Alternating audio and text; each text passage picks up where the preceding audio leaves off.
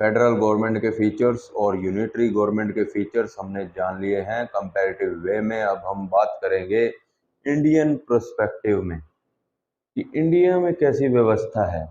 ये तो हमने जान लिया कि फेडरल व्यवस्था है, फेडरल गवर्नमेंट सिस्टम है, लेकिन हमारे कॉन्स्टिट्यूशन में, इंडियन कॉन्स्टिट्यूशन में कुछ फीचर्स फेडरल गवर्नमेंट सिस्टम के अपनाए गए हैं, तो कुछ यूनिटरी गवर्नमेंट सिस्टम के भी फीचर्स अपनाए गए हैं। तो बारी बारी से बात करेंगे कि क्या इंडियन कॉन्स्टिट्यूशन में फेडरल फीचर्स हैं और क्या यूनिटरी फीचर्स अपनाए गए हैं। तो सबसे पहले तो ये जानो दोबारा से कि फेडरल फीचर्स कौन कौन से होते हैं और कौन कौन से कंपलसरी होते हैं फेडरल गवर्नमेंट सिस्टम में।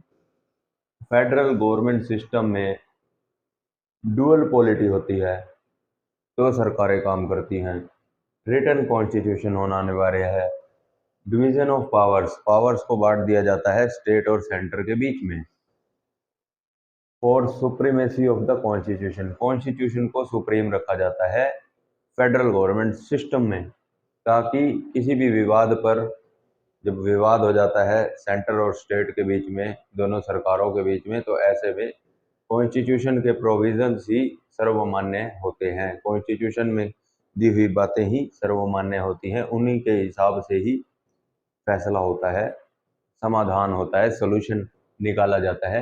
रिजिड कॉन्स्टिट्यूशन होना चाहिए, कॉन्स्टिट्यूशन रिजिड होना चाहिए, इतना फ्लेक्सिबल भी ना हो कि बार बार उसमें चेंजेस लाए जा सकें और डिवीज़न ऑफ पावर्स को ही मेंटेन नहीं किया जा सके, इसलिए अमेंडमेंट थोड़ी रिजिड होनी चाहिए।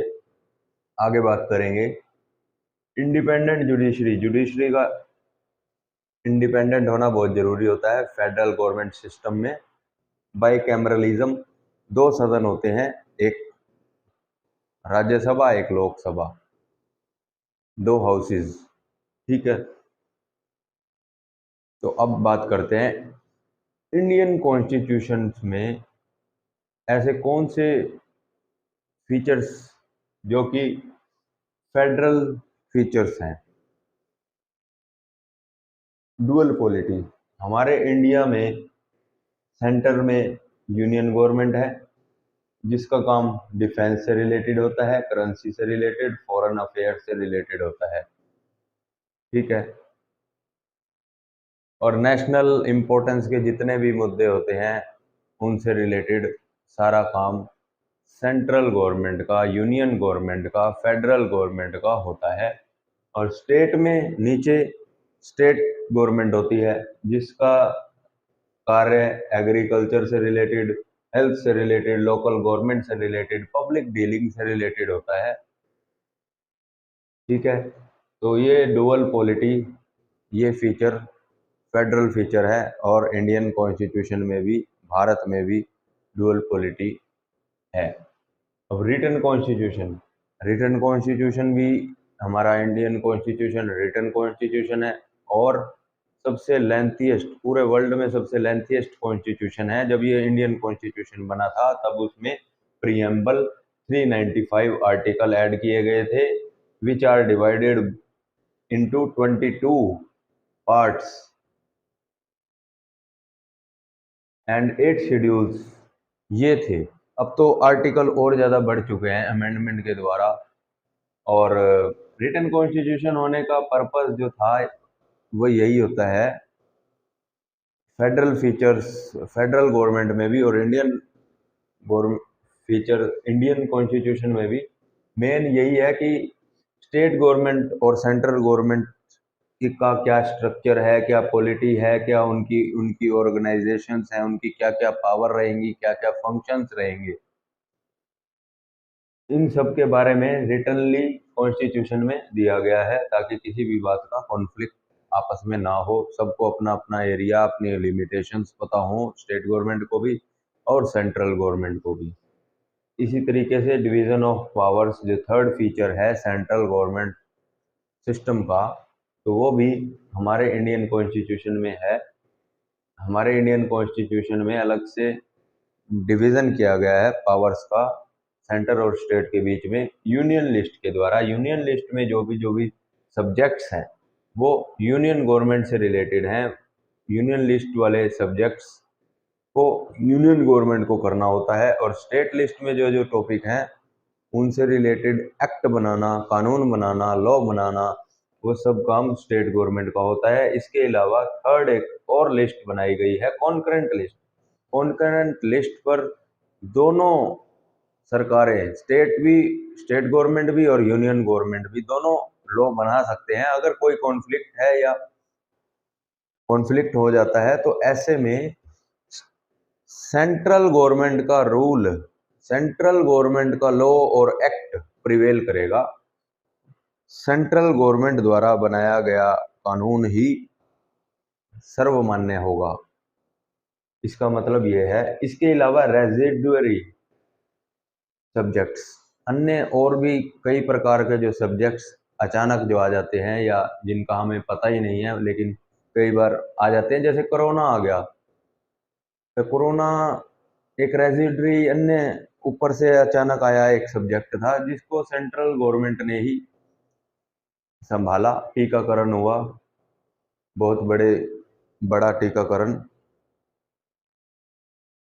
तो ये भी ऐसे ऐसे विषय भी, रेजिडुअरी सब्जेक्ट्स से रिलेटेड जो विषय होते हैं वो भी सेंट्रल गवर्नमेंट को ही संभालने होते हैं। अब बात करते हैं fourth, supremacy of the constitution. Indian constitution, वो भी, उसमें भी यही है कि इंडिया में कॉन्स्टिट्यूशन सबसे सुप्रीम है, ना पार्लियामेंट सुप्रीम है ना जुडिशियरी सुप्रीम है। सबसे सुप्रीम अगर कुछ है तो वो है इंडियन कॉन्स्टिट्यूशन। तो कॉन्स्टिट्यूशन के जितने भी प्रोविजन है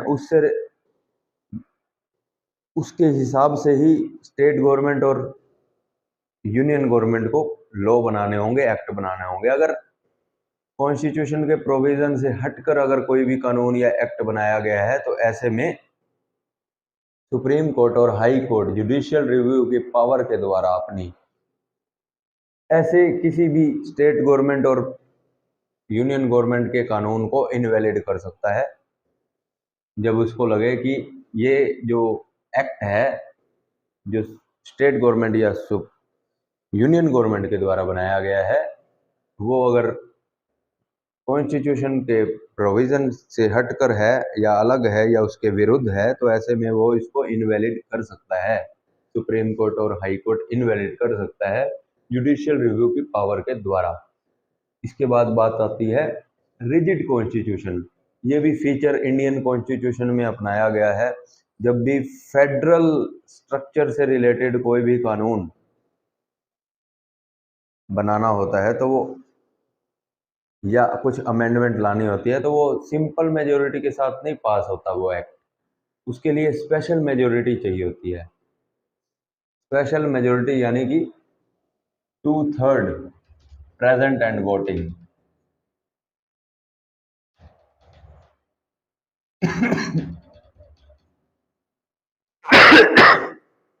2/3 यानी 66% मौके पर जितने भी सदस्य वहाँ प्रेजेंट होते हैं उन प्रेजेंट संख्या में से 66% वोट जब उस एक्ट के लिए मंजूर हो जाते हैं तब वो कानून स्पेशल मेजोरिटी से पास हुआ कानून माना जाएगा। तो रिजिड कॉन्स्टिट्यूशन होना बहुत ज़रूरी होता है फेडरल गवर्नमेंट सिस्टम में, ताकि कॉन्स्टिट्यूशन की सुप्रीमेसी को बनाए रखा जा सके, मेंटेन किया जा सके, और डिवीजन ऑफ पावर स्टेट और सेंटर के बीच में जो पावर को डिवाइड किया गया है वो भी मेंटेन रह सके।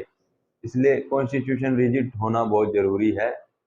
अमेंडमेंट का जो मेथड है वो थोड़ा रिजिड होना चाहिए, ज़्यादा फ्लेक्सिबल नहीं होना चाहिए, आसानी से चेंजेस नहीं लाए जा सकें।